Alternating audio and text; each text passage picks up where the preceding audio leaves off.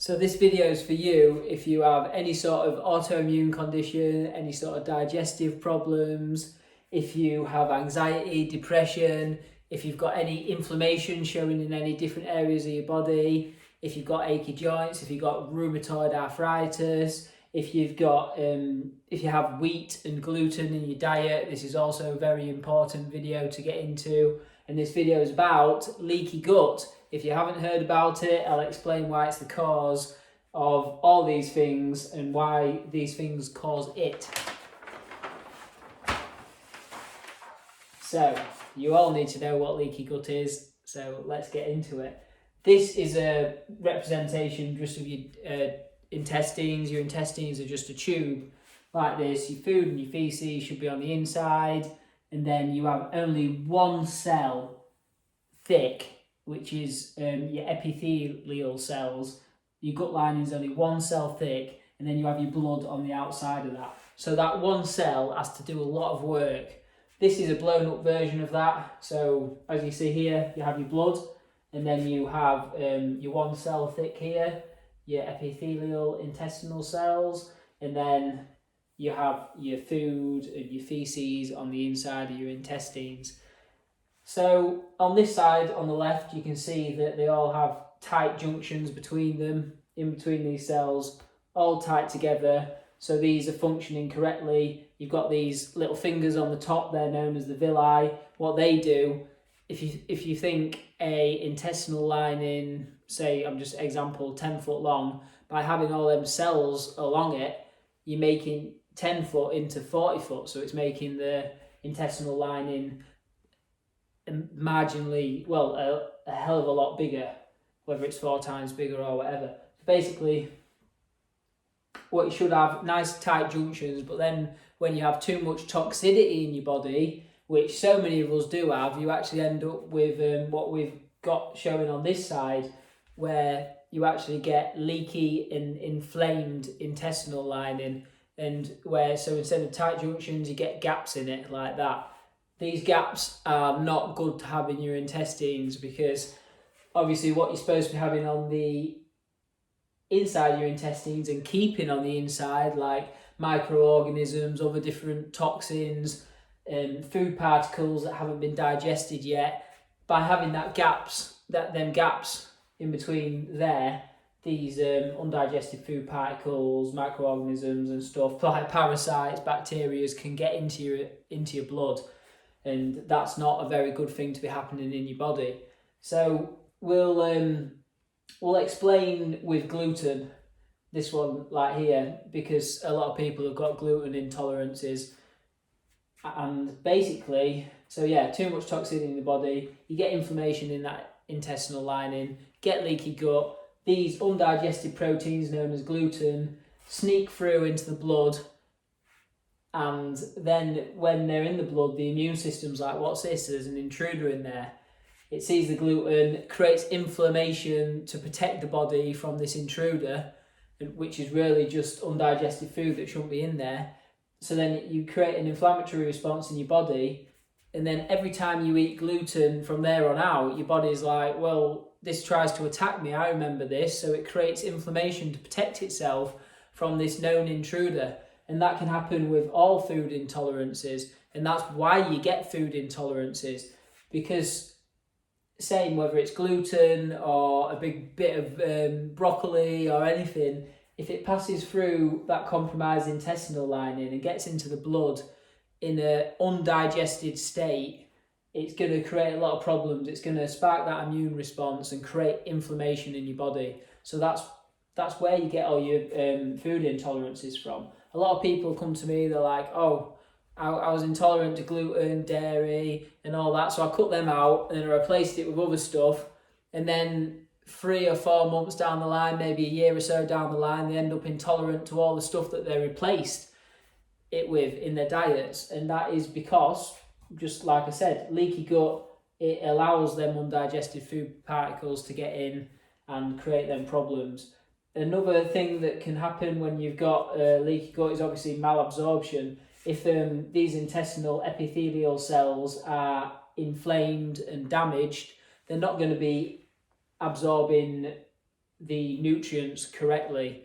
So yeah, just like if you've got sore feet, you just ran a marathon, and then the next day you're trying to sort of walk around like that, you're not going to be walking around very effectively or efficiently, because you're going to be in a lot of pain. And that's sort of like what the intestinal cells are like. They're not going to be doing the job properly because they're inflamed and damaged and stuff. So autoimmunity, I've got that written down here. So if you've got any autoimmune conditions, you can sort of see why leaky gut is the cause of it now. It's not that your body's just attacking itself for no reason, which is like the definition of autoimmunity. It's actually because we've got too much toxicity in our body, it's damaged that intestinal lining, and then stuff's passing through, and the immune system's just doing its job and protecting itself and creating that inflammation. Like I said, and the thing is, it's not just food that's getting through there. You can get parasites going through there, like worms and other sort of living creatures and toxins. And the problem is, once it's into your blood, it can get everywhere in your body and create problems all over your body, wreak havoc. Once it's in your blood, it can get into your brain, it can cross the blood-brain barrier. And that's also why I said this is important for people with anxiety and depression, because depression's been proven to be an inflamed brain. And the reason why people get inflamed brains is because they have inflamed intestines. And then all them inflammatory issues cascade from the stuff that goes into the blood, obviously reach the brain and create a lot of problems. Like we've covered the food intolerances, and then you can, like I said, it creates systemic inflammation. If you've got inflammation anywhere in your body, you can only trace it back to leaky gut, unless obviously you've crashed your motorbike or whatever. But so you might be wondering what's creating, what are the toxins and what are the problems that actually make us have leaky gut, and why do so many people have it? So we'll cover some of them. First and foremost, it's such a big one, our elimination pathways. If we're having 3 meals a day, we want to be going to the toilet 3 times a day. If not, basically, if you think how the digestive system works, yes, it absorbs food and stuff like that, but then also the liver and the kidneys are dumping stuff into the intestines, and like your lymphs all going into your intestines. That's toxins that your body needs to excrete. So 1 meal in should be 1 meal out, because it's just a tube. If not, it's just getting stuck in there. Once it gets stuck in there, you can have problems with small intestinal bacterial overgrowth and stuff like parasites and worms. Stuff that would normally, if your body's flowing properly, they won't have chance to establish inside your body. But if everything's stagnant and not really moving, and you've got a lot of toxins in there, these stuff, they can lay their eggs in your tissues, they can lay dormant for 5 or 6 weeks, and then they can hatch. And that's parasites. And then small intestinal bacterial overgrowth. If stuff's not moving, the bacteria can soon flourish and start fermenting the carbohydrates that you're eating. And then when them carbohydrates ferment, you get the bloating, you get the gas, you get uncomfy tummy, you get a bit of pain and stuff like that. And even acid reflux and stuff, that all relates back to small intestinal bacterial overgrowth and which leads to leaky gut and damaged intestines. Poor diet, that's obviously a massive one. Like poor diet and inorganic foods, we can sort of tie them together. Like, you want to be getting plenty of fibre in your diet. Fibre feeds the microbiome. It's the prebiotics, which is the food for the bacteria. Your microbiome is the bacteria in your intestines, and that helps make nutrients. It supports your immune system on balancing stuff out. It actually helps break down the foods. So if you're just having like a high carb diet, or if you're having high vegetable oil, rancid vegetable oils that have been such high temperatures, and they're high in omega-6s, really inflammatory, you're going to create inflammation in your body. Like I said, gluten actually contains zonulin. I mentioned gluten before, but by eating gluten in your diet, the reason why I said you need to know about this if you've got gluten in your diet and why it be causing you problems is because gluten contains zonulin.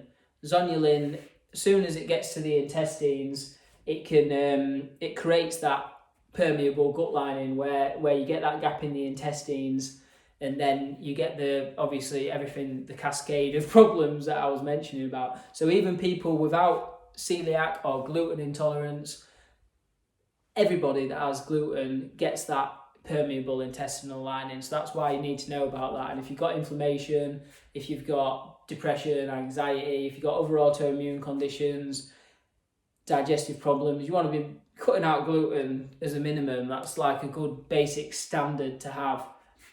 So yeah, you can see how the diet all comes into it. Inorganic foods, another one, like we can go into gluten and grains again. Some people think they have a gluten intolerance, and there's that side of it, like I mentioned, with the permeable gut lining. But then the other thing is the grains, like the wheats and the oats and the barley. For all you that drink a lot of beer, they have been sprayed with, a lot of them have been sprayed with glyphosate. The whole field's sprayed with glyphosate about a week before they're harvested. And then what that does, it dries out the crop and the grain and the plant. So then when you come to harvest it, it hasn't got much moisture in there.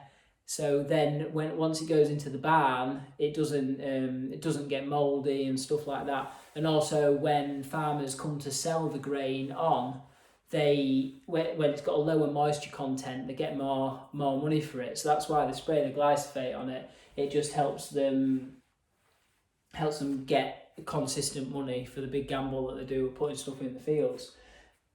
Glyphosate, well and good apparently, but it's been proven to burn through your intestinal lining and create that leaky gut that I was talking about. So if you're having non-organic foods, it's going to be damaging your intestinal lining and creating all them problems that we've talked about.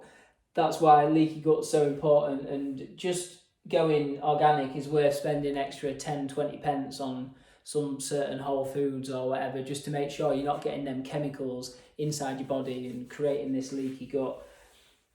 Caesarean birth, that's a big one. I was caesarean born, and quite a lot of people are nowadays. I understand that some people need to be as an emergency and all the rest of it, but a natural birth is so healthy because as you're passing through that vaginal canal, you're actually picking up all the beneficial bacteria from your mother as you go through, and that's what actually builds up your microbiome and your intestinal bacteria, which is up to 90% of your immune system. So yeah, natural birth, you picking up all that goodness. A few caesareans out there, you need to help yourself out a little bit more, but get in contact, we can talk about that. Medications and antibiotics, we all know that antibiotics kill off bacteria, which is great, lifesavers, saved my life many times.